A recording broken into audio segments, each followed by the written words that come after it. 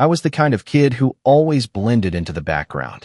Even now, at 28, I still sometimes struggle to take up space. I'm Ben, and I've always been the nice one in the family. The one who keeps the peace, avoids conflict, agrees to things just to make everyone else comfortable. But being nice, it turns out, doesn't mean you're respected. Not in my family, anyway. Thanksgiving dinner this year was the moment something in me finally snapped, but I didn't show it right away. I just sat there, silent, as always, while my family laughed and poked fun like they always did. But inside, something was boiling over. Let me back up a bit. I come from a big, loud, extremely opinionated family. I'm the youngest of three. My sister Cara is 35, and my brother Mark is 32. Our parents, Diane and Rick, are the kind of people who believe in tough love, which, in practice, meant that growing up, any emotion that wasn't cheerful obedience was dismissed as weakness. If you got mad, you were dramatic. If you got sad, you were ungrateful. And if you stood up for yourself, you were causing problems. Naturally, I learned early on to just smile and nod. Every family has their roles, right? Cara is the high achiever, always bragging about her consulting job, 3 kids, Pinterest-perfect house. Mark is the charmer, though honestly he's just loud and manipulative. He's always got some new hustle going on, always crashing on someone's couch between business ideas. But somehow he's still fun Uncle Mark, who just needs a break. And me? I was the helper. The one who dropped everything to dog sit when Mark had a last-minute emergency trip. The one who always brought dessert to family dinners, even if no one remembered to ask. The one who lent money when people needed it. Quiet, dependable Ben. Thanksgiving was at my parents' house this year. I showed up with a pumpkin pie I made from scratch. I'd been working a lot, 2 jobs actually, but I wanted to contribute. I walked in, and nobody said thanks. My mom gave me a side hug and immediately asked, "Oh, did you bring whipped cream too?" Not hi. Not how are you. Just concern over topping. I shrugged it off, like usual. My threshold for disappointment with them is sky high by now. We all sat down, and things started off normal enough. Cara boasting about her oldest making the gifted program. Mark showing everyone a flashy mock-up of some crypto-adjacent app he's working on. I tried to chime in once, mentioned that I finally paid off my student loans this month. No reaction, just a pivot into how kids today are coddled. But it wasn't until after dinner that things went off the rails. We were sitting in the living room, full and a little buzzed. The conversation turned toward personality types. My mom had seen some video about Enneagrams or whatever, and everyone started assigning each other roles. It started playful. Cara was the boss, obviously. Mark was the visionary. My dad was the provider, my mom the glue. And then my sister looked right at me and said, "And Ben's the doormat."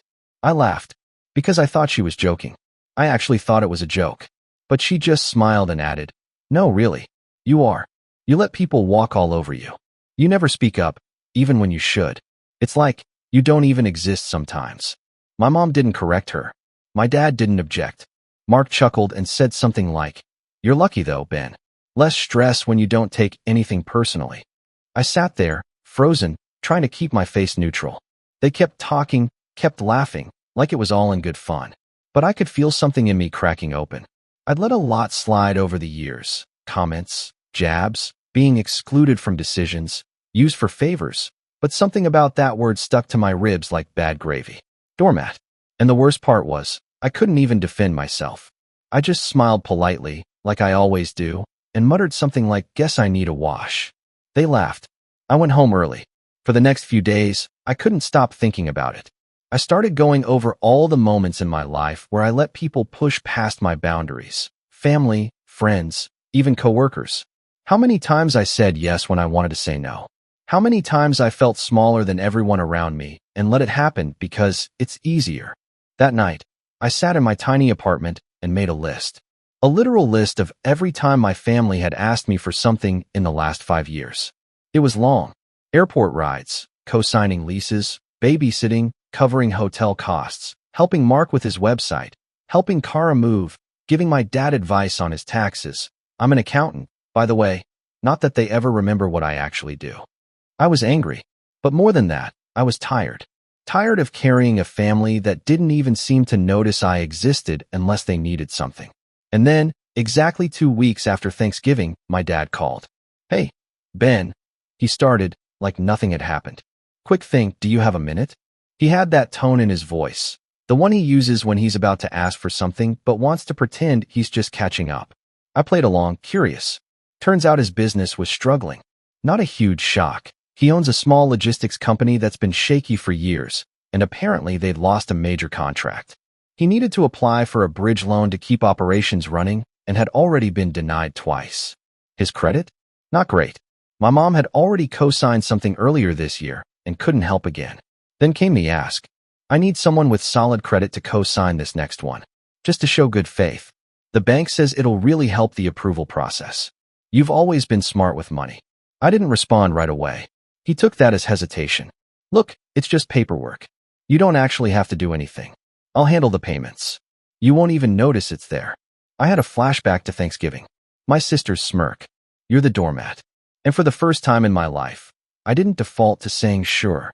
I didn't offer to meet up to talk more or ask how I could help. I just said, in the calmest voice I could manage, sorry, Dad. Doormats don't sign legal documents. He went silent, completely silent for a few seconds. Then came the stammering. Ben, come on. Don't be like that. You know I didn't mean anything by that. That was just your sister messing around. You know she talks out of turn. We were just joking. Yeah, I said, funny joke. He started to get defensive, saying things like, this is family, Ben. We help each other. That's what we do. But it didn't sound convincing. It sounded like desperation wrapped in entitlement. I told him I had to go and hung up. That was the first time I'd ever told any of them no. The first time I didn't cushion it with an apology or try to soften the blow. I just said no. And it felt terrifying and incredible. A few days later, Mark texted me something vague like, heard about the loan. Kinda cold, man. Kara chimed in too. Dad said you bailed on him. Thought you cared more than that. The irony? They still didn't understand what they'd done. What years of being overlooked and undervalued does to someone. They just saw my refusal as a betrayal. That was when I knew the dynamic had shifted. For the first time in my life, they were the ones shocked by my behavior. What they didn't know, what I hadn't told anyone yet, was that I'd already started preparing for this moment long before Thanksgiving. I'd been working quietly in the background, getting my own affairs in order, making moves they hadn't noticed. And what came next?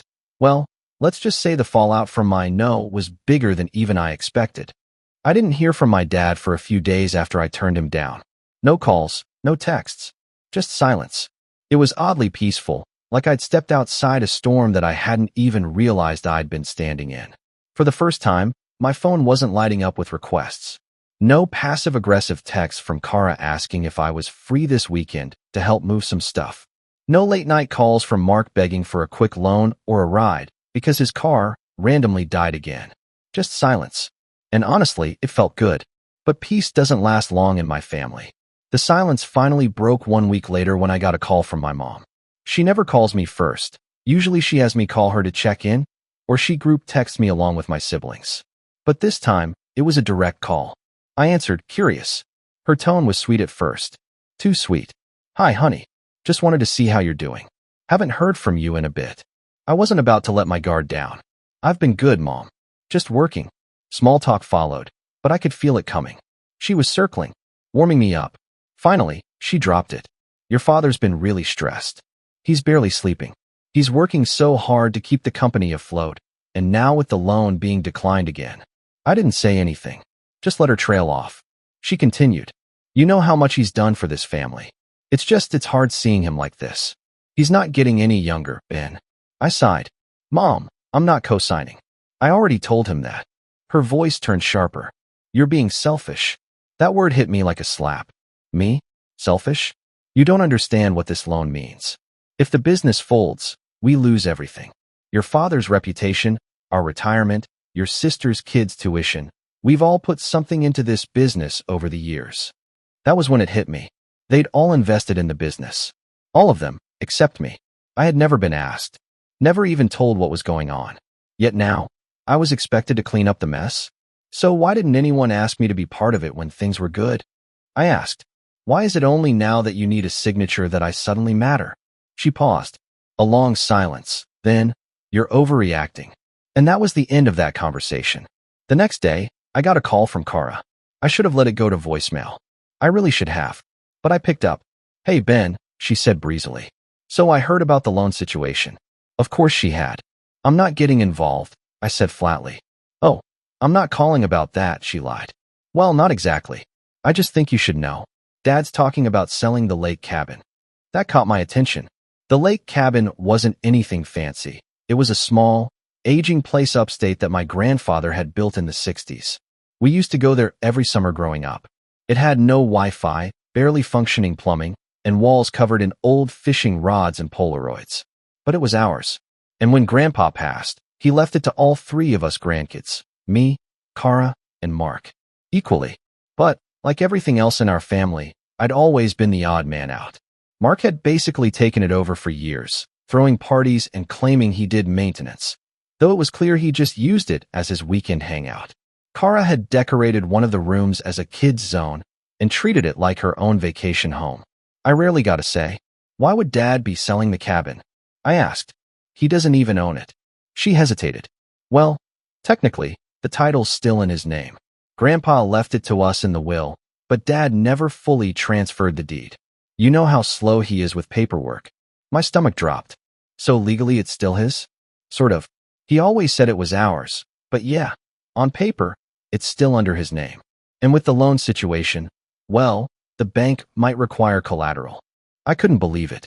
After all these years of being sidelined and ignored, now they were planning to put up property that was supposed to be mine too as collateral for a loan I'd already refused to support.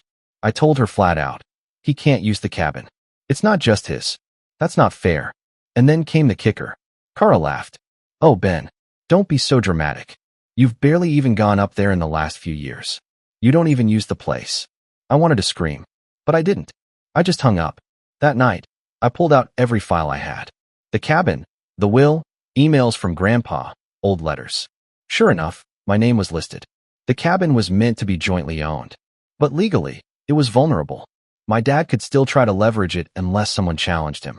I booked a consultation with a real estate attorney the next morning. And that, it turns out, was the first real domino. Because what I learned from that meeting started unraveling a whole web I didn't even know existed. For starters, the cabin wasn't the only thing still under my dad's name. Several other assets, ones that Grandpa had left for the grandkids, had never been properly transferred. My siblings didn't care because they were allowed to use those assets freely.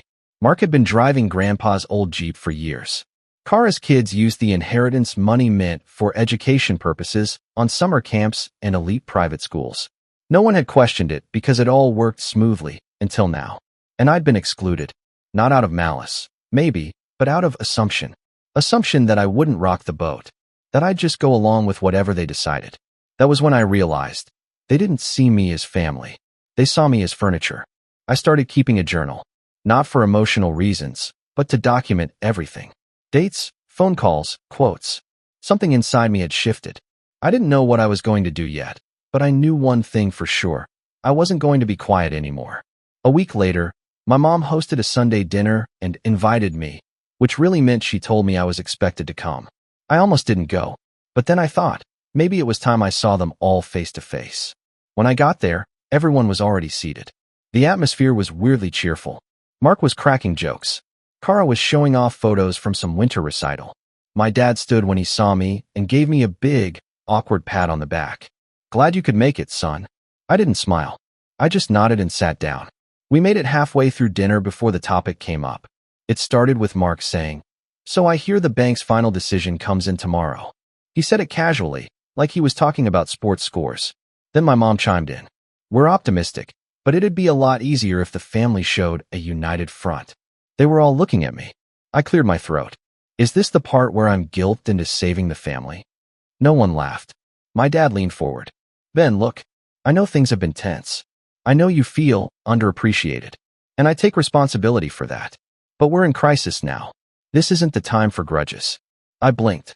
"You mean this isn't the time for me to have boundaries?" He opened his mouth, then shut it. And then, out of nowhere, Kara snapped. "You're seriously going to let pride ruin everything? Dad built that business for us. You've always been the least involved in the family, and now, when we need you the most, you're suddenly high and mighty? Who even are you lately?" I stared at her. Mark added, "Dude, you've always been soft. That's fine. It's who you are. But don't pretend like you're some big shot now. You owe Dad. We all do." I stood up slowly. "You want to know who I am?" I asked. Everyone fell silent. "I'm the guy who fixed your credit, Mark, when you tanked to trying to launch a vape business in 2019. I'm the guy who washed your kids for free every weekend last summer, Kara, because your husband was too busy. I'm the guy who filed mom's taxes 4 years in a row without a thank you, and the guy who's been ignored, dismissed, and laughed at every time I tried to be more than just the family's background character." No one said a word. I looked directly at my dad. "And I'm the guy who's done being used." I grabbed my coat. My dad called out, "Ben, don't do this." I turned back. "You already did." And I walked out. But I wasn't finished yet. I didn't sleep that night. Not out of anger, but because for the first time in years, I felt awake. Raw. Exposed. My heart was pounding with everything I hadn't said over the years, everything I'd swallowed just to keep the peace. That dinner, the way they cornered me, the words they threw around like my boundaries were just inconvenient. It finally confirmed what I'd always feared but never wanted to admit. They didn't love me. They loved the usefulness of me. And now that I'd removed that usefulness, I was nothing more than a problem. Still, as satisfying as that moment at dinner had been, walking out didn't fix anything. It didn't erase the ache. The part of me that still wanted to be seen, included, respected, that part was still very much alive. And now it was bruised and angry. I spent the next week in a daze. I'd show up to work, run the numbers, do my job, and come home to sit on the couch and stare at nothing. My apartment was quiet, borderline depressing. I hadn't decorated it in years, just the bare essentials. The same IKEA couch I'd bought out of college. Dishes in the sink. No photos on the walls. I'd spent so long putting everyone else first. I didn't even know what my life looked like without them in it. And then came the email that finally broke me. It was from the bank. Somehow, despite everything, my dad had submitted a new loan application and had listed the lake cabin as collateral. Even though I'd said no. Even though I'd warned Kara. Even though I had spoken up. I called the bank directly. At first, they refused to disclose anything, standard procedure. But once I provided the documentation from my grandfather's will, along with proof that the cabin was meant to be divided between 3 parties, the tone shifted. The loan was still under review, but now it was flagged as disputed property. Still, I was shaking. The idea that my father, after everything, would just go ahead and use the cabin anyway, that was the final nail in the coffin. It wasn't just disrespect anymore. It was betrayal. Legal, deliberate betrayal. I broke down. Completely. I'm not proud of it, but that night, I curled up in bed and cried until I couldn't breathe. Years of being walked on, laughed at, dismissed, used, it all came crashing down. And the worst part? I couldn't even bring myself to tell anyone. I had no close circle, no best friend I could vent to. My whole life had revolved around being the dependable one, the background support, the emotional sponge. And now, I was empty. But hitting rock bottom has a strange way of clearing the fog. The next morning, I got up early, shaved, cleaned the entire apartment top to bottom. I threw away the takeout boxes, dusted off the bookshelf, changed my sheets, opened the windows. I stood in the center of my living room and looked around. For the first time in years, it felt like my space. Then I sat down and made a plan.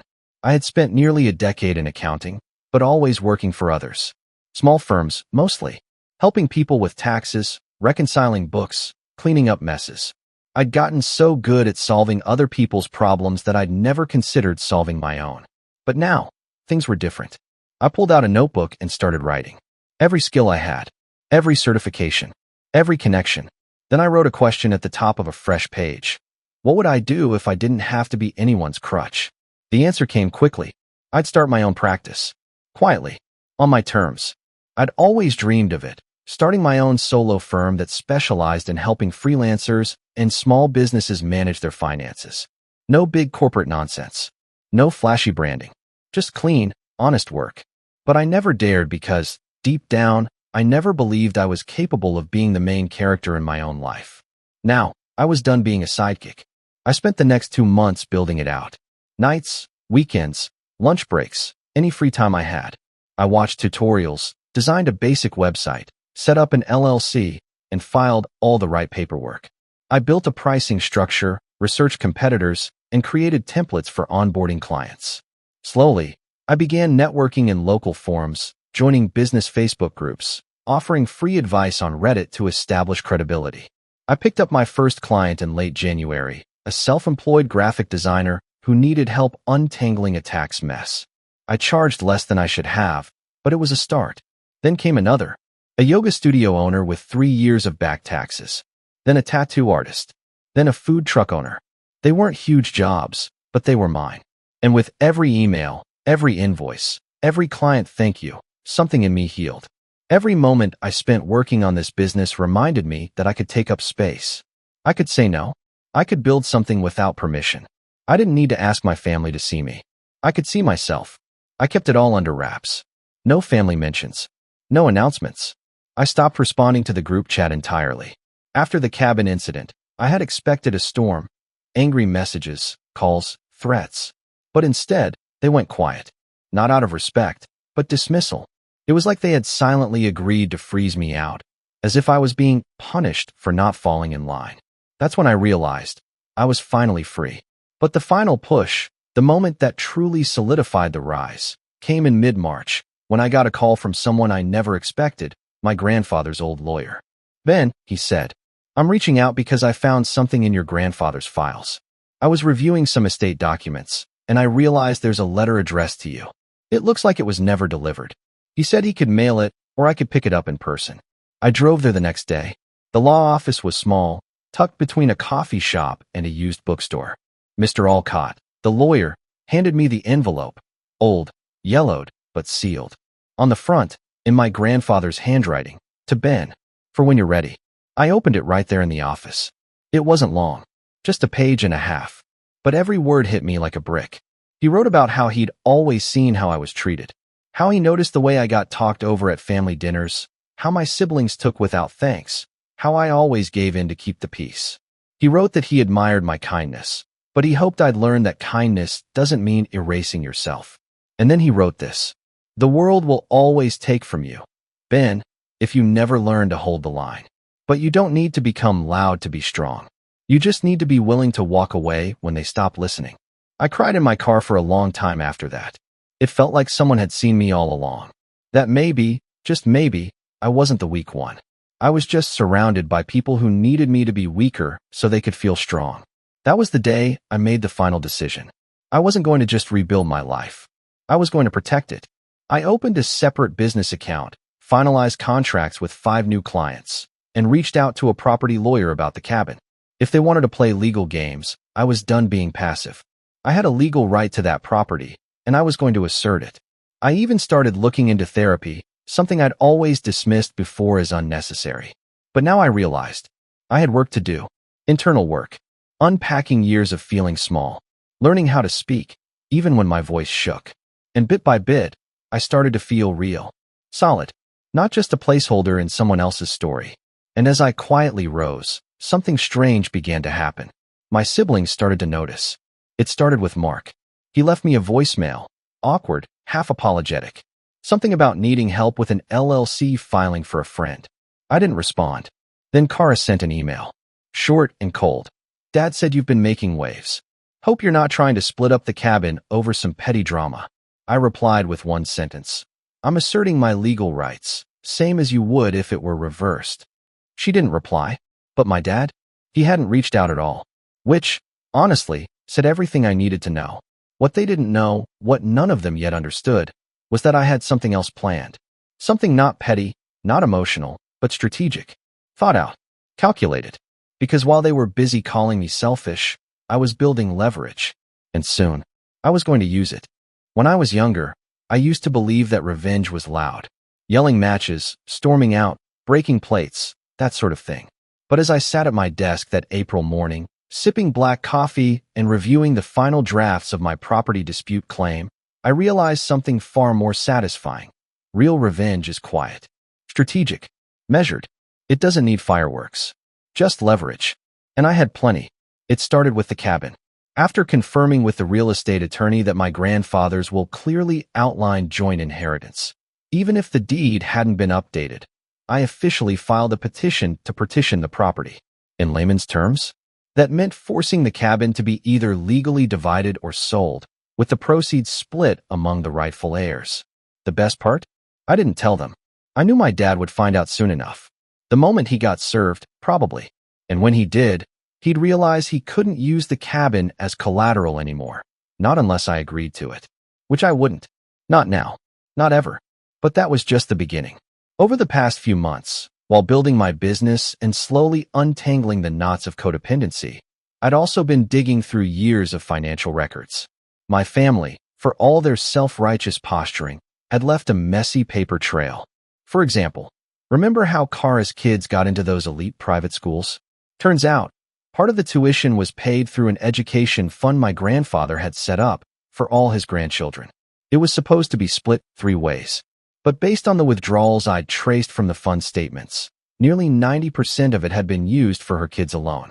I printed out the records, highlighted the numbers, made copies. I also pulled documentation from the time I'd lent Mark $2,000, money he never paid back, and dug up emails showing I'd helped him clean up his credit, co-sign on a short-term apartment lease, and even transfer a car title into his name after some shady situation involving parking tickets. I had emails, texts, even a Venmo note labeled loan, please pay back. Again, I printed everything. Not to confront them with yet, but to prepare. I wanted my own little arsenal of truth. Facts they couldn't spin. Evidence they couldn't dance around. I was tired of their games. But the real turning point came when I decided to take a closer look at my dad's business. The very one he'd begged me to co-sign a loan for. Thanks to public records and some clever use of LinkedIn and business directories, I found out that not only had his company been hemorrhaging money for years, but they'd also been taking out short-term high-interest loans just to keep payroll afloat. Worse, one of the business's side ventures, a logistics software platform he had sunk tens of thousands into, was partially funded by family investment. Only, no one had ever asked me to invest. So where did the money come from? That's when I found it. A quiet little transaction from 3 years ago, labeled as a family emergency, withdrawal from a mutual fund that had my name attached to it. One my grandfather had set up in my name when I was a teenager. I'd never touched it. I didn't even remember it existed. But there it was, emptied in a single transfer. Gone. I stared at the screen for a long time. They'd taken my money. Without telling me. Without asking. Without even pretending to include me. I remember standing up, pacing my apartment, trying to breathe through the rush of heat flooding my chest. For all the things they'd called me, for all the times they'd laughed behind my back, dismissed me, treated me like a doormat, they hadn't even seen me as human enough to deserve a heads up before stealing from me. That was when my plan solidified. It wasn't going to be about getting even. I wasn't interested in screaming matches or dramatic family showdowns. I didn't want to yell. I wanted to be done. But I wasn't walking away empty-handed. So I did what I do best. I made a list. Step 1. Partition the cabin. Already in motion. Once the court approved it, the family would either have to buy out my share or sell the property altogether.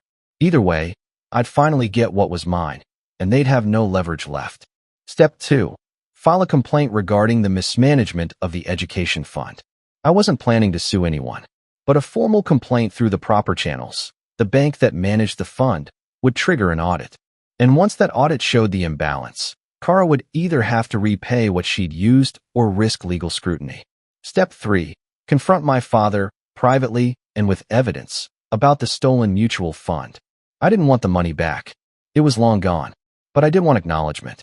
And more importantly, I wanted to make it clear that if he ever used my name or assets again without permission, I'd go public. Quietly. Legally. And I had every piece of proof I needed to burn that bridge completely if he forced my hand. Step 4. Protect my future. This part was more personal. I updated my legal documents, will, power of attorney, everything. I removed all family members from emergency contact forms. I added a clause to my business stating that no familial financial involvement would ever be accepted without dual written consent. Then, I got a new phone number. I didn't delete my old one, but I turned off the ringer, put it on silent. Any call from family went straight to voicemail, where they were greeted with a new message. Hi, this is Ben. If you're calling regarding personal matters, please email me instead. If this is family, and you're calling about money, I'm not available. It was petty, and it was perfect. I told no one about my moves. Not even the lawyer I worked with knew the full picture. I kept it all airtight, meticulous, professional. Because the goal wasn't to destroy them, it was to detach. Fully, cleanly, and in a way they couldn't twist into Ben being dramatic or Ben overreacting. The beauty of it all was that I didn't have to do anything dramatic. The systems would do it for me. The legal filings, the audits, the emails, the quiet pressure of paperwork. And while all of that was moving behind the scenes, I kept building my business. By May, I had over 20 regular clients. I'd upgraded my office space, just a small co-working suite, but it felt like a throne. I replaced my worn-out couch, hung framed art on my walls, took a solo trip to Colorado, hiked, took photos, smiled for real in a selfie for the first time in years. I was living, not waiting to be useful, not hoping to be liked, just living. And then, just as I was beginning to feel settled, the text started up again. This time, it was Kara, then Mark, then my mom. Vague at first, then increasingly frantic. Kara, you need to call Dad. It's urgent. Mark, dude, what are you doing? You're tearing the family apart. Mom, Ben, please. This has gone too far. Don't do this. I didn't respond, because they still didn't get it. I wasn't doing anything to them. I was simply refusing to be the cushion that made their bad decisions feel soft. But I'll admit, part of me wondered what exactly had triggered the panic. I didn't have to wonder for long. A week later, a thick envelope arrived in the mail. Legal documents. My father's business, his entire company, had gone into receivership. The bank, denied the final loan, had begun the process of liquidating assets. And one of the assets attempted to be pledged as collateral, the cabin, had been frozen in a legal dispute. My dispute. That meant the bank couldn't use it to cover losses, which meant they were coming after my dad's personal assets now.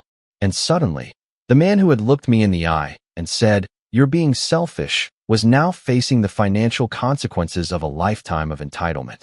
And I wasn't done yet. Because the final piece of my plan, well, it was almost time to put that into motion.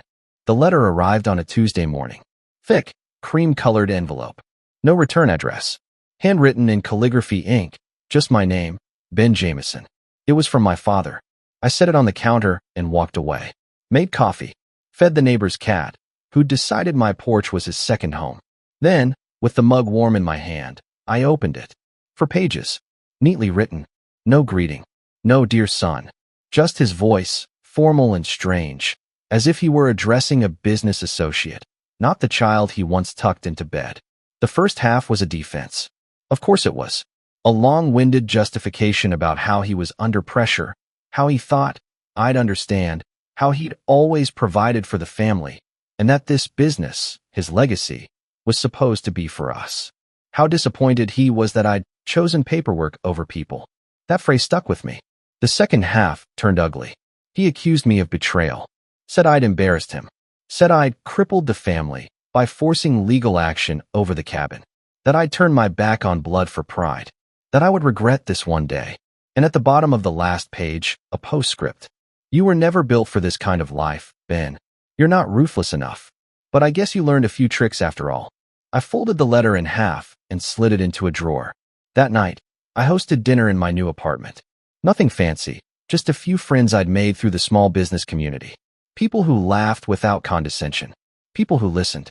As they ate lasagna and told stories about nightmare clients and weird tax loopholes, I felt something I hadn't in years. Contentment. But let me back up one more time. Because the final stage of all this, the real revenge, wasn't just about property or bank accounts or even legal filings. It was about ownership. Of my story. My voice. My past. A few days after receiving that letter, I published a blog post. Just a personal piece on my business website, titled, Why I Said No. I didn't name names. I didn't rant. I just told the truth. About growing up quiet. About being useful but invisible. About the pressure of being the family fixer. And about how sometimes saying no is the kindest thing you can do for yourself. The post blew up. Not viral, but close. It got shared in accounting forums, small business networks, even a few family therapy groups. Clients emailed me to say they related. One woman cried during a Zoom call and said she finally had the courage to tell her brother she wouldn't co-sign his mortgage. And then the emails started coming from my own extended family. Cousins I hadn't spoken to in years. Aunt Diane from Oregon, even my mom's estranged brother, Uncle James. They all said the same thing. We knew how they treated you. We just didn't know what to say. Uncle James added, your grandfather would have been proud. Meanwhile, the legal gears kept turning. The bank officially foreclosed on my father's business in early June. The warehouse, trucks, and inventory were auctioned. The software platform was sold for pennies. My mother moved out of their 4-bedroom home into a 2-bedroom condo on the edge of town. I heard this not from them, but from a mutual family friend who still occasionally checked in. The cabin? The court approved the petition. When my siblings learned they'd have to either buy out my 1/3 share or agree to sell, they panicked. Kara begged me for a private agreement, offered to make things right if I withdrew the court case. I told her calmly, we're past that point. Mark, of course, sent a flurry of texts trying to guilt me, accusing me of breaking up the last thing we had from Grandpa. I didn't reply. The cabin was listed that fall. It sold to a retired couple who planned to fix it up and rent it seasonally. I made sure they knew the history, handed them a small envelope of old Polaroids I'd rescued from the dusty drawers before the sale. He built this place himself, I told them. Every nail. The wife teared up. Her husband shook my hand and promised to take good care of it. My share of the sale came to just over $180,000. I used part of it to open a scholarship fund in my grandfather's name for young accountants from underserved communities. The rest went into expanding my practice. I hired an assistant, rented a bigger office, and created a mentorship program for freelancers who wanted to understand finances without being intimidated. As for my father, he reached out again, one last time, about 6 months after the business folded. Another letter. This one shorter. Still no apology. Just, you made your point. I hope you're happy. Just remember who fed you, who clothed you, who gave you everything. Family doesn't owe each other. They support each other. I read it once, then fed it to the shredder. Because here's the thing, I was happy, not in the gloating, victorious, I got mine kind of way, but in the quiet, steady kind of way that comes from walking away from chaos and realizing the silence is beautiful, peaceful. I never wanted to destroy my family. I just wanted to be seen, heard, respected. But when that didn't happen, I did what they never expected me to do. I stood up, I stepped out, and I made a life of my own. I don't think they'll ever really understand what they lost. The value of a quiet son who would have done anything for them if they'd only treated him like he mattered. But that's okay, because I no longer need their understanding, and I no longer need their permission.